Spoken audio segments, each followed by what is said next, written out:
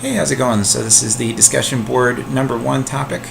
I already posted a textual response. I wasn't sure if I was going to get the camera software going, but looks like I have it going now. Also wasn't 100% sure what the question was driving at, where I was talking about VOR identifiers, but the material that we've covered so far, I think, at least what we're talking about, is the automatic nav aid identification feature with the G1000.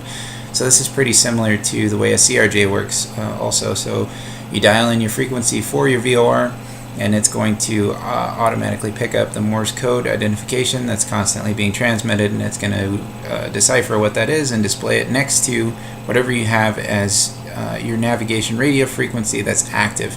It'll display that right next to it, which is a pretty neat feature. Of course, there's a couple limitations to that.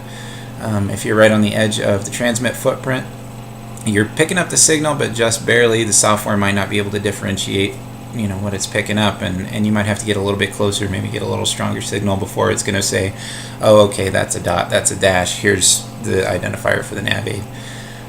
If it's a frequency that it's not just the identifier, if there's voice going over that also, the automation's not really going to be able to differentiate between, okay, this is voice, this is Morse code identifier. So in those instances, or even if you just want to, you can listen to the Morse code yourself and compare it against your chart, or if you know Morse code, just listen to the Morse code and decide for yourself what it is. So you can select either the NAV1 or NAV2 radio, whichever frequency you're using for that nav aid that you want to listen to.